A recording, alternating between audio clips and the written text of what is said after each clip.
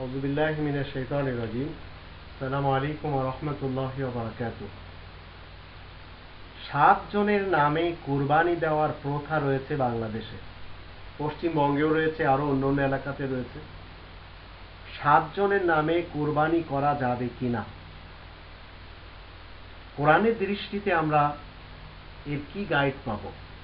কোরআনে 2 নম্বর সূরা আল বাকারা এর 173 নম্বর আয়াতে আল্লাহ বলেন, ইন্নামা হারামা আলাইকুমুল মাইতাতা ওয়াদ-দামা ওয়া লাহমাল খিনজির ওয়া মা উহিল্লা বিহি লিগাইরিল্লাহ ফামান ইসতারা গায়রা বাগি ওয়া লা আদিন ফালা ইসমা আলাইহি ইন্নাল্লাহা গফুরুর রহিম। বিশেষ কিছু হারাম জিনিসের কথা এখানে আল্লাহ তাআলা বলে দিচ্ছেন। তার ভিতরে হলো সরাসরি যেসব মুর্দা রয়েছে, যেসব প্রাণী স্বইচ্ছায় মৃত্যুবরণ করেছে, সেগুলি হারাম। রক্তপাত ঘটানো, রক্ত খাওয়া, রক্ত বের করা, এই সম্পর্কে যত কর্মকাণ্ড রয়েছে এগুলি টোটালি হারাম। ওয়ালাহমাল খিনজির, শূকরের মাংস। ওমা উহিল্লা বিহি লিগাইরিল্লাহ, আল্লাহ ব্যতীত অন্য কারোর নামে উৎসর্গ করা যে কোনো কর্মকাণ্ড হারাম।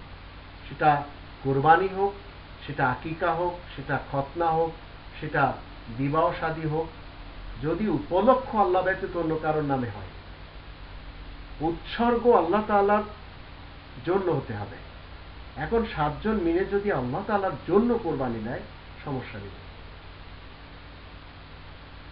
আকিকা করুক, কিন্তু খানা খাওয়াতে হবে আল্লাহ তাআলার প্রেমে। প্রেম শামিল থাকতে হবে আল্লাহ তাআলার, কারণ তিনি আমাদের সৃষ্টিকর্তা, তিনি আমাদের পরিচালক। 2 নম্বর সূরা আল বাকারার 177 নম্বর আয়াত সেই কথাই বলে, ওয়াতাল মালা আলা হুব্বিহি, আল্লাহ তাআলার প্রেম থাকতে হবে। তো 7 জন যদি আল্লাহ তাআলার প্রেমে কুরবানি দেয়, কোনো সমস্যা নেই। অন্যথায় 7 জনের নামে দিলে হারাম হয়ে যাবে। এটি হচ্ছে ইসলাম। শুধু বুঝতে হবে, বুঝলেই সহজ। আর আপনি যদি কোরআন শুনতেই না চান, তাহলে ভ্রান্ত উলামায়ে সূরা আপনাকে পথভ্রষ্ট করে ছেড়ে দেবে।